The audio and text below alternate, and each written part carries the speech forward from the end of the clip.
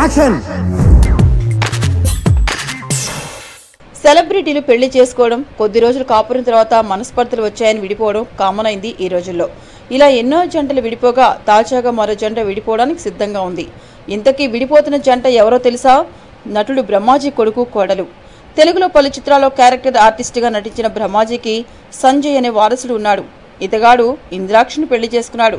అయితే కొన్నాళ్ల కాపురం తర్వాత సంజయ్, ఇంద్రాక్షిల మధ్య మనస్పర్ధలు వచ్చాయి. కలిసి ఉండి కలహాల కాపురం చేసే కంటే ఎవరి దారి వారు చూసుకుంటే బెటర్ అని ఫిక్స్ అయ్యారట. ఈ విషయాన్ని స్వయంగా బ్రహ్మాజీ వెల్లడించాడు.